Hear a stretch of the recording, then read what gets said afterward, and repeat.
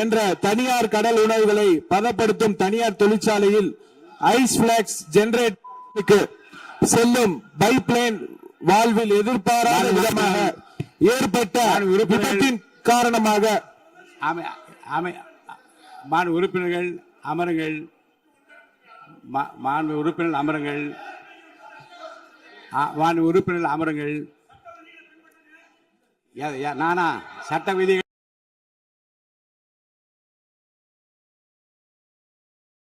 அமைதியா உட்காருங்க. முதல்ல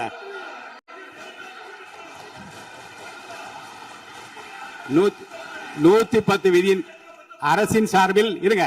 அரசின் சார்பில்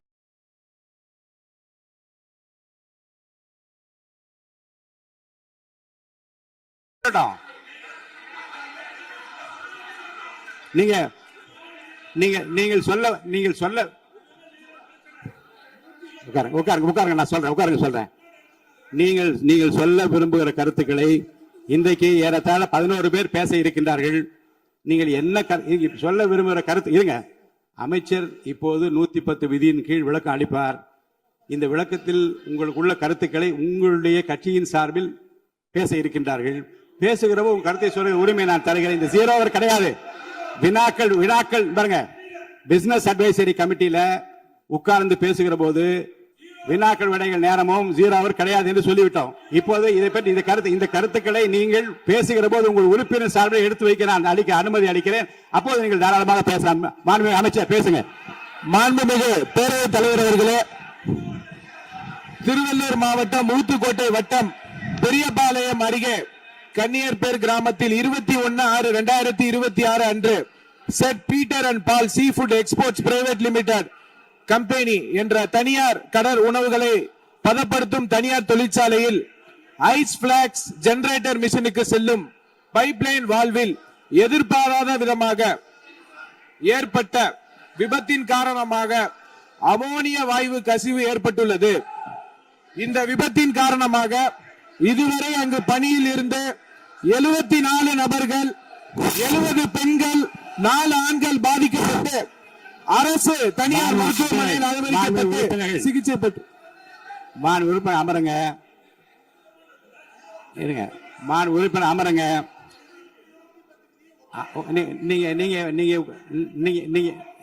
நீங்க உட்கார்ந்தீங்கன்னா தான் நான் பேச முடியும். உட்காருங்க. எல்லாரும் உட்காருங்க.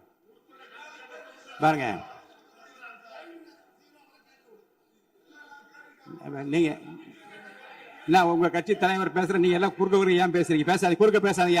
யாரோ ஒருத்தர் பேசுங்க.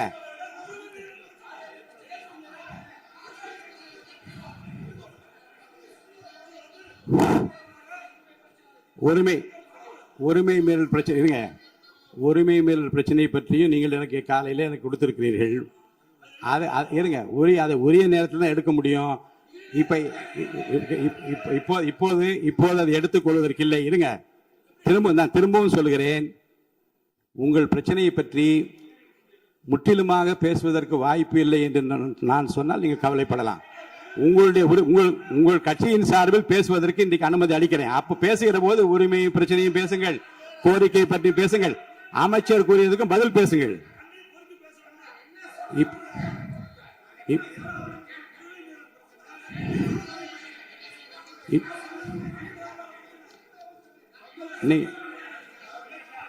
இப்போது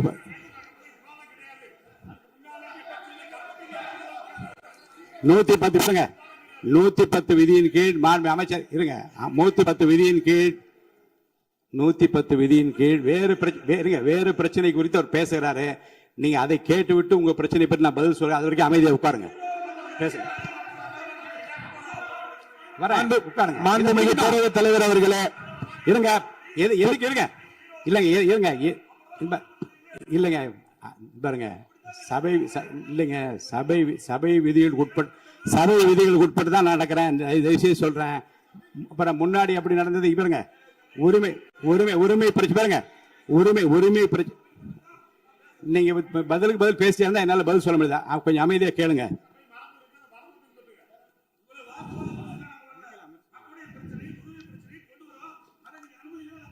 அந்த அனுமதி 110 விதியின் கீழ் இந்த சம்பவத்துக்கு இல்லைங்க சார். இருங்க. நான் என்ன சொல்றேன், நான் சொன்ன பிறகு மாண்பு அமைச்சர் தான் நீங்க அந்த 110 பேசுவார். நீங்க உட்காருங்க, உரிய நேரத்தை அதை பற்றி அனுப்புங்க.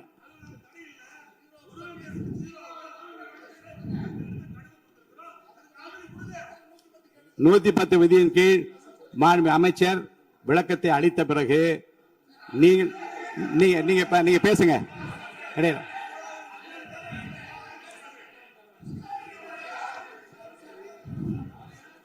எல்லாம் ஒண்ணுதான்.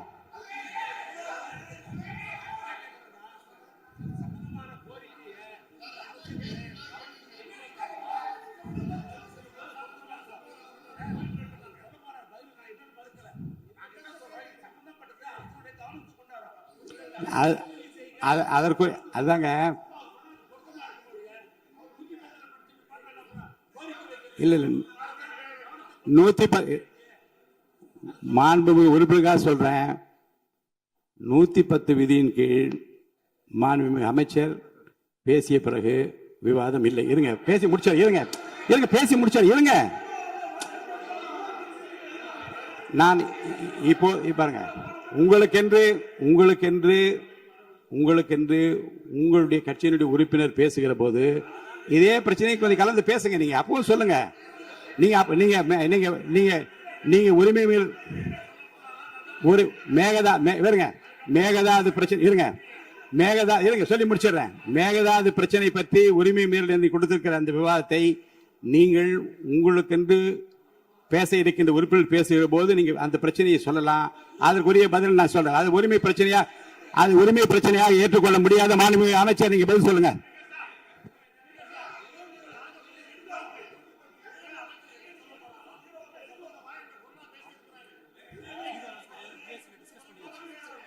ஏற்கனவே அலுவல் ஆய்வு குழு எடுக்கப்பட்ட முடிவுபடிதான் நடப்பேன். அலுவல் ஆய்வு குழுவுக்கு மீறி நடக்க முடியாது. தயவுசெய்து அமருங்கள்.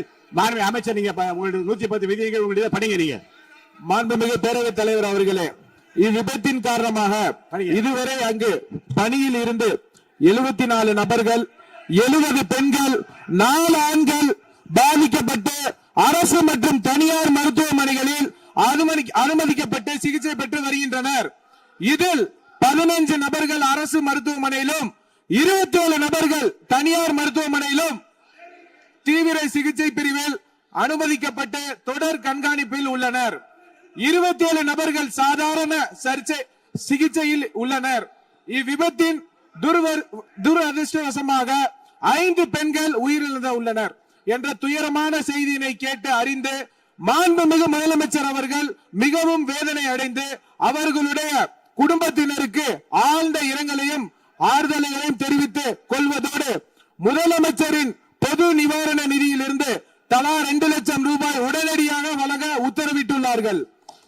மேலும் அவர்களின் உடல்களை சொந்த மாநிலத்திற்கு அனுப்பி நல்லடக்கம் செய்வதற்கான செலவினை அரசே மேற்கொள்ளும் எனவும் தெரிவித்துள்ளார்கள். மேலும் இவ்விபத்தின் மருத்துவமனையில் அனுமதிக்கப்பட்டுள்ள நபர்கள் தீவிர சிகிச்சை அளிக்கவும் மாண்புமிகு முதலமைச்சர் அவர்கள் உத்தரவிட்டுள்ளனர்.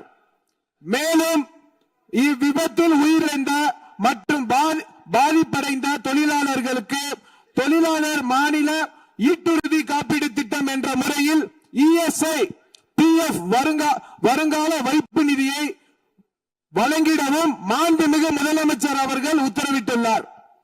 இவ்விபத்தின் குறித்து இயக்குனர், தொழிலாளர் பாதுகாப்பு மற்றும் சுகாதாரத்துறை இயக்குனர், பொது சுகாதாரத்துறை மற்றும் தமிழ்நாடு மாசு கட்டுப்பாட்டு உறுப்பினர் செயலாளர் தலைமையில் ஆய்வு மேற்கொள்ளப்பட்டு முதற்கட்ட விசாரணை அறிக்கையின் 24 மணி நேரத்துக்கு உள்ளாகவும் முழுமையான விசாரணை 3 நாட்களுக்கு சமர்ப்பிக்குமாறு மாண்புமிகு முதலமைச்சர் அவர்கள் உத்தரவிட்டுள்ளனர்.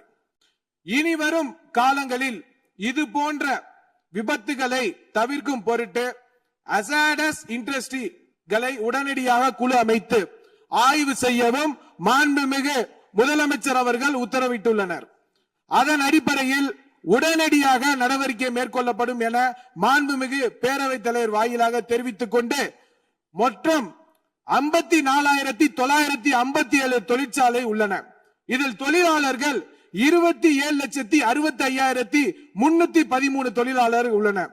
இதில் அபாயகரமான தொழிற்சாலைகள் 6,669 உள்ளனர்.